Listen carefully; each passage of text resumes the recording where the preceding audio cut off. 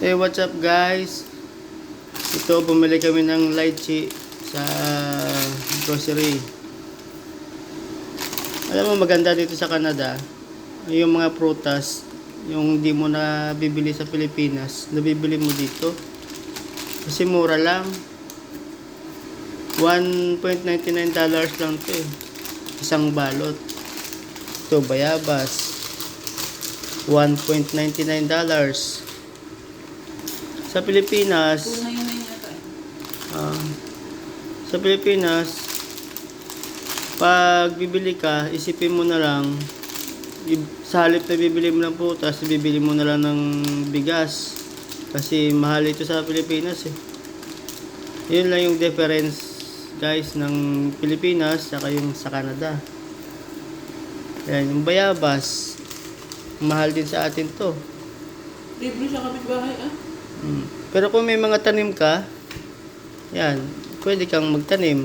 Pero kung yung sa mga city na na nakatira, bibili ka talaga.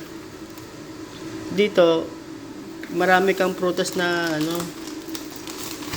na mabibili. Kasi maraming dito, yung mga nag-aangkat. Kasi mura lang. Ito, yung apple, lang to, $1.99. Sa atin, magkano ito? 35 ang malaki. Sa Pilipinas, bumibili ako nito, isang piraso lang, 35 piso. Dito, 1.99. Wag mo lang talaga siya i-convert. Limang piraso na to, isang balot, $1.99. Sa Pilipinas, magkano na to? 35, isipin mo na lang, 25 discounted ka.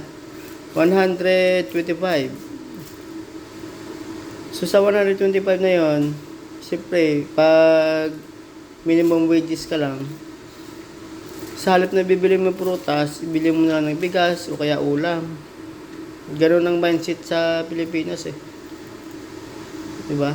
Ayan. Dito, marami kang mabibiling prutas. Yung saging, sa murang halaga. Kaya yun ang difference ng Pilipinas tsaka yung Canada. Tulad yung mga beans. Healthy sa katawan itong mga beans eh. Mani. Pa yung kasoy. Ito, kasoy ito. Yan, mura lang yan.